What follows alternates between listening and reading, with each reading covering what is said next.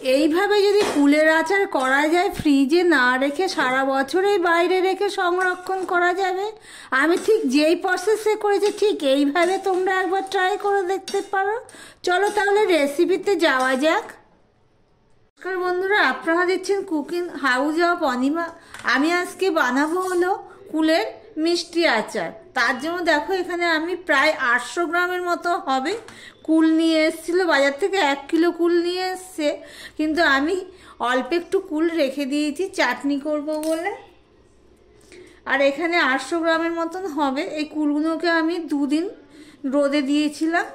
আর এবার ধুয়ে নিয়েছি, বোটা ছাড়িয়ে নিয়েছি। এরপরে বোটাটা ছাড়িয়ে ধুয়ে নিয়েছি। এবার আমি কুলগুলোকে ঠিক এইভাবে হাত দিয়ে দিয়ে ফাটিয়ে নেব। কুলের ভিতরে কোনো পোকা আছে নাকি সেটাও দেখে নেব। আর এভাবে ফাটিয়ে নিলে কি হবে, কুলের ভিতরে মশলা ঢুকবে, তাতে করে খেতে ভালো লাগবে। ভিডিওটি লাইক দিয়ে কন্টিনিউ করো। দেখো এখানে একটা কড়াই বসিয়ে দিয়েছি, গ্যাসটা অন করে। কড়াইটা গরম হতে থাক। আর এখানে দেখো আমি সমস্ত কুলগুলোকে ঠিক এইভাবে ফাটিয়ে নিয়েছি, দেখতেই পাচ্ছ। গরম হয়ে গেছে। আমি এখানে সামান্য একটুখানি সাদা তেল দিয়ে দিচ্ছি। এই 1 চামচের মতন হবে সাদা তেল আমি দিয়ে দিলাম।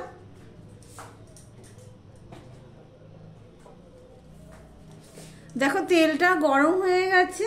এবার দিয়ে দিচ্ছি একটা শুকনো লঙ্কা কে কুচি কুচি করে কেটে ছিঁড়ে আমি দিয়ে দিলাম।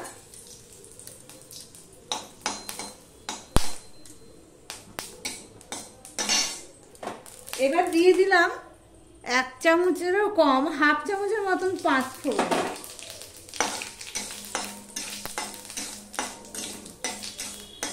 ফোড়নটা দেখো হয়ে গেছে। এবার আমি দিয়ে দিচ্ছি কুলগুলো।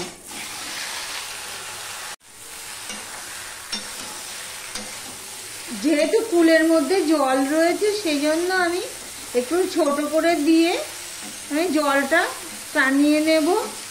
খুব একটা জল নেই, কেননা আমি ধুয়ে অনেকক্ষণ জল ঝরাতে রেখে দিয়েছিলাম।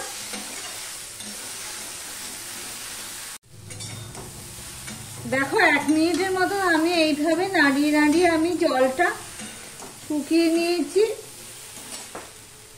এবার দিয়ে দিলাম একটু হলুদ, সামান্য একটু হলুদ দিয়ে দিলাম। আর দিয়ে দিচ্ছি নুন।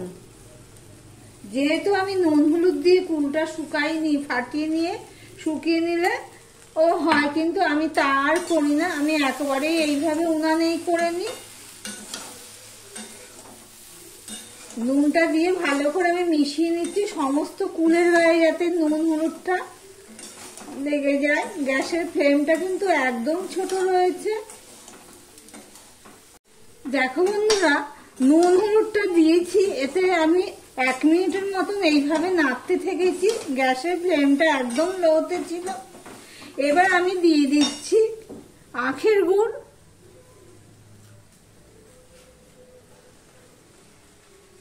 এই 800 গ্রাম কুলের জন্য আমি প্রায় 500-র মতন আখের গুড় নিয়েছি, কিন্তু আমি সম্পূর্ণটা দেব না, কেননা কুলের টক মিষ্টি তো সবটা সমান থাকে না। কোনো কুলের টকটা বেশি থাকে, তখন গুড়টা বেশি ব্যবহার হয়। তা আবার মিষ্টি থাকে, সেখানে আবার গুড়টা কম ব্যবহার করা হয়। সেই জন্য আমি কুলটা দেখে নিয়েছি মুখে দিয়ে, খুব একটা টক না, তাই জন্য আমি 500 গ্রাম গুড় আর দেব না।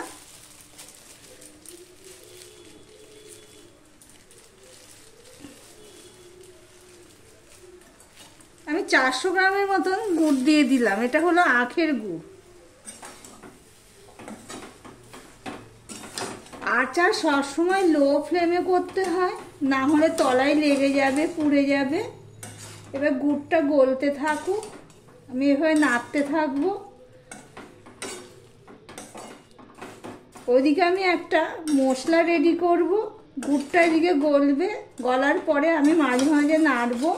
আর ওই উনানে একটা মশলা রেডি করব, সেটা তোমাদের সাথে শেয়ার করব। দেখতে থাকো বন্ধুরা।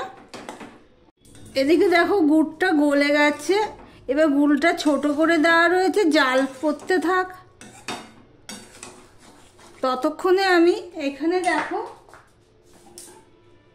কিছু মশলা নিয়ে নিয়েছি। এখানে নিয়ে নিয়েছি 2টো শুকনো লঙ্কা, 2 চামচ জিরে, আর 2 চামচ ধনে, 2 চামচ মৌরি, আর সামান্য একটুখানি আমি জোয়ান নিয়ে নিয়েছি, আর 1 চামচ নিয়ে নিয়েছি 5 ফোড়ন। এগুলো আমি ভেজে নেব।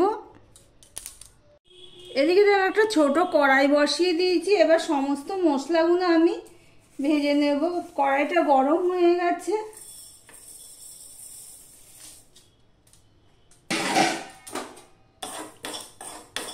মশলাটা আমি ছোট করে ভেজে নেব।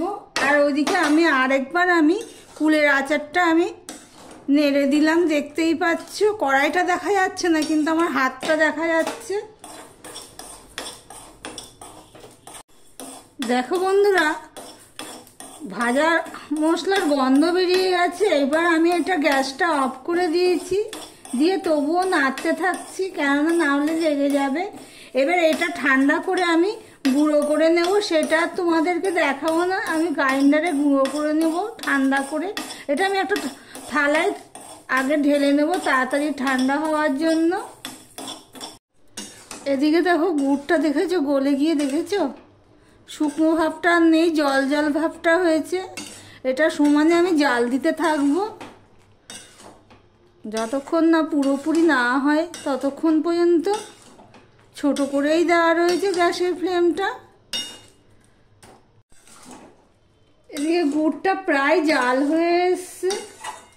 এদিকে দেখো আমি গ্রাইন্ডারে আমি এটা গুঁড়ো করে নিয়েছি। এত সুন্দর গন্ধ বেরোচ্ছে। আমি যেইভাবে মশলাগুলো দিয়েছি, প্লিজ একবার এই মশলা দিয়ে আচারটা করে ট্রাই করে দেখতে পারো। খুবই ভালো লাগে, সেন্ট বেরোয় ভালো।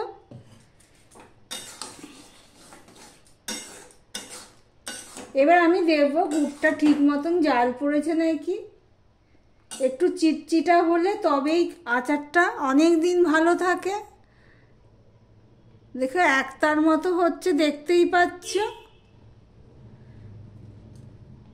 দেখো বন্ধুরা, সম্পূর্ণটা ভালো মতন জাল পড়ে গেছে। গুড়টা তখন তোমাদেরকে আমি দেখিয়েছি। এবারে আমি এটা নেড়ে দিলাম। আর এখানে দেখো আমি 2 চামচের মতন মশলা নিয়েছি। এই মশলাটা তোমরা চাটনিতেও দিতে পারো, খুব ভালো লাগে খেতে।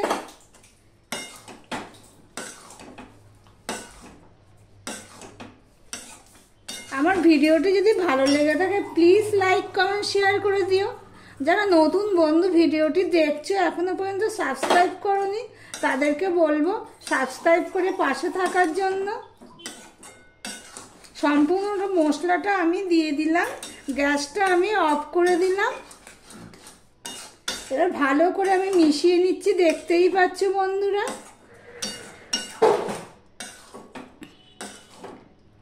এবার মিশিয়ে নিয়ে আমি একটু ঢাকা দিয়ে দেব। তারপরে ভিডিওটি আজকের মতন এখানেই শেষ করলাম। আবার অন্য কোনো নিত্য নতুন রেসিপি নিয়ে চলে আসবো। টাটা।